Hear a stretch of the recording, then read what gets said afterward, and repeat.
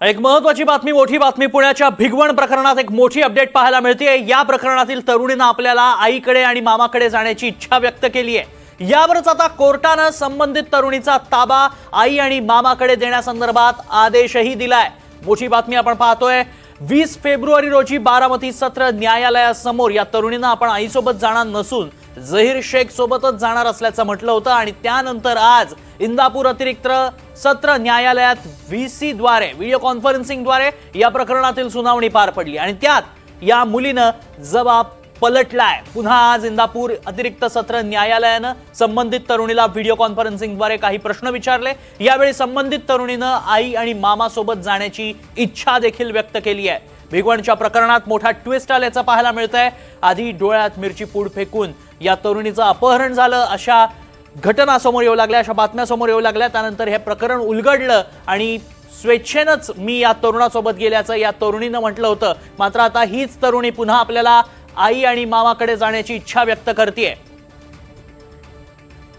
अधिक माहिती जाणून घ्या, आमचे प्रतिनिधी देविदास राखुंडे सध्या संपर्कात आहेत। देवा, ट्विस्ट पुन्हा एकदा पाहायला मिळतोय। आज तरुणीनं काय नेमकं म्हटलंय आपल्या जबाबात?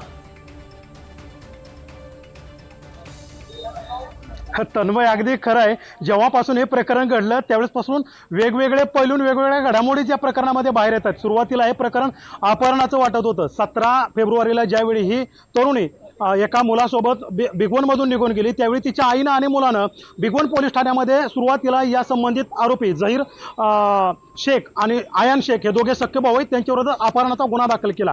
त्यानंतर दुसऱ्या दिवशी भिगवणमध्ये या प्रकरणावरून खूप मोठे खडाजंग झाले। आमदार गोपीचंद पडळकर असतील, आमदार संग्राम जगताप असतील, यासोबत हजारो कार्यकर्ते आहेत ते त्या ठिकाणी एकवटले आणि हिंदू जन आक्रोश मोर्चा भिगवण पोलीस ठाण्यासमोर काढला। त्यानंतर जर आपण बघितलं तर 20 तारखेला स्वतःहून ही मुलगी जी आहे आणि तो संबंधित तरुण, तिचा प्रियकर आपण म्हणू, हे दोघे जण बारामती शहर पोलीस ठाण्यामध्ये रात्री 1च्या सुमाराला त्या ठिकाणी हजर झाले। त्यानंतर या मुलीला बारामती सत्र न्यायालयासमोर हजर करण्यात आलं। ज्यावेळी ही मुलगी बारामती शहर पोलीस ठाण्यामध्ये दाखल झाली त्यावेळी देखील तिचा जो सुरुवातीचा जबाब आला होता त्या जबाबावरती ती ठाम होती। बारामती शहर पोलीस ठाण्यामध्ये देखील त्या जबाबावरती ठाम राहिली आणि त्यानंतर बारामती सत्र न्यायालयात देखील ती आपल्या जबाबावरती ठाम राहिली। त्या दिवशी स्पष्टपणे संबंधित तरुणीनं आपल्या आईसोबत जाण्यासाठी, कुटुंबियांकडे जाण्यासाठी नकार दिला होता। त्यानंतर खऱ्या घडामोडी घडल्या। बारामती शहर असेल, इंदापूर असेल, दौंड असेल, हे तीनही तालुके बंदची हाक सकल हिंदू समाजाकडून देण्यात आली होती आणि आपण बघितलं की काल परवा खूप मोठ्या प्रमाणात हा बंद देखील पुकारण्यात आला। बारामती बंद राहिली, इंदापूर बंद राहिलं, सर्व स्तरातून याचा निषेध व्यक्त करण्यात आला आणि एकच प्रामुख्याने मागणी करण्यात आली की आमची तरुणी आमच्या कुटुंबाच्या ताब्यात पाहिजे। ज्या दिवशी 20 तारखेला ह्या सर्व घटना घडल्या होत्या, मुलीचा जबाब न्यायालयासमोर झाला होता। त्यानंतर या मुलीला महिला सुधारगृह जे आहे पुण्यामधलं त्या ठिकाणी प्रशासनानं ठेवलं होतं। 5 दिवस तिथं राहिल्यानंतर आज मात्र ज्यावेळी इंदापूर अतिरिक्त सत्र न्यायालयामध्ये या प्रकरणातील सुनावणी पार पडली त्यावेळी व्हिडिओ कॉन्फरन्सद्वारे ही मुलगी या ठिकाणी हजर होती। न्यायालयाने काही प्रश्न तिला विचारले आणि त्यावेळी संबंधित तरुणीनं आपला जबाब जो आहे तो तन्मय पलटलेला आहे आणि हाच खरा या प्रकरणामधला ट्विस्ट आहे। संबंधित मुलीनं आपल्याला आईकडे आणि मामाकडे राहण्याची इच्छा व्यक्त केली अशी माहिती या ठिकाणी या फिर्यादीचे जे वकील आहेत ॲडव्होकेट आनंद देशपांडे यांनी आपल्याला आता काही वेळापूर्वीच दिलेले आहे। एकंदरीत आपण हे बघतोय, सुरुवातीला हे प्रकरण अपहरणाचं वाटत होतं, सुरुवातीला त्यानंतर जे अपडेट आल्या त्यामध्ये हे प्रकरण प्रेम प्रकरणाचं वाटलं आणि मुलगी त्या जबाबावर ठाम राहिली। आता मात्र या प्रकरणात भलताच ट्विस्ट आलाय। आता ही मुलगी म्हणते की मला आईकडे आणि मामाकडे राहायचंय। एकूणच हिंदू समाजाची ती मागणी होती, आपण त्याचं समर्थन करणार नाही। मात्र या प्रकरणात दिवसेंदिवस वेगवेगळे पैलू समोर येत आहेत। आता पुढे काय होणार हा तपासाचा भाग असणार आहे, कारण न्यायालयामध्ये फक्त मुलीला कोणाकडे कस्टडी द्यायची यावरती सुनावणी झालेली आहे। हा अपहरणाचं प्रकरण जे आहे ती खरंच अपहरण होतं की नव्हतं याची चौकशी सुरू आहे। वेगवेगळे अहवाल पोलीस खात्याची येणं बाकी आहे, त्याची चौकशी होणं बाकी आहे। दुसरीकडे संबंधित जो मुलगा आहे म्हणजे आरोपी आपण म्हणू, त्याचा चुलता अजहर शेख याच्या अटकेची मागणी जी आहे ती गेल्या 4 दिवसापासून सातत्यानं होते हिंदू समाजाकडून। आमदार राहुल कोले यांच्यावर देखील हिंदू समाजानं रोष व्यक्त केलेला आहे। अद्यापपर्यंत अजहर शेख पुणे ग्रामीण पोलिसांच्या हाती लागलेला नाहीये। विशेष बाब आपल्याला म्हणावं लागेल की 307 सारखा गुन्हा अजहर शेख वरती आहे, 353 सारखा गुन्हा अजहर शेख वरती आहे।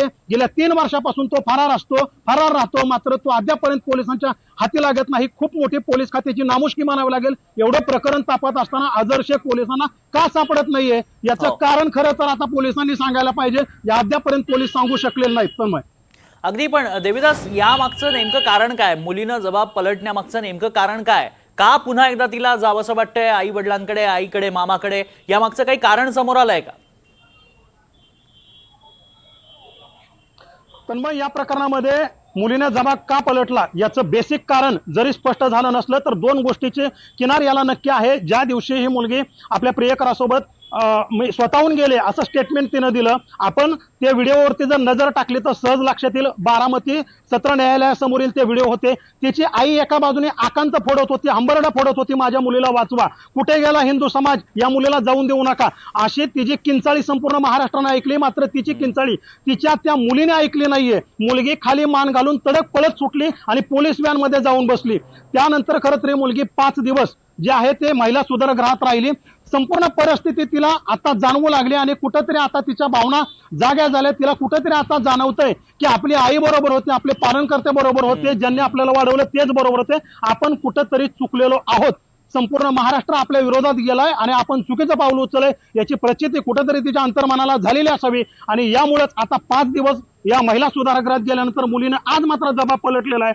तिने स्पष्टपणे न्यायालयापुढे मागणी केलेली आहे की मला माझ्या आई बरोबर जायचंय, मला माझ्या मामाकडे राहायचंय. कारण मुलीने ज्या दिवशी जबाब दिला होता बारामती न्यायालयासमोर, आणि त्यामुळे आता या प्रकरणात आणखी काय काय ट्विस्ट पाहायला मिळतात हे देखील पाहणं महत्वाचं आहे आणि काय काय जबाब समोर येतात ते पाहणं देखील महत्वाचं असणार आहे. धन्यवाद देवा, आपण दिलेल्या सगळ्या सविस्तर माहितीसाठी आणि वेळोवेळी तुमच्याकडे या संदर्भातले सगळे अपडेट्स जाणून घेत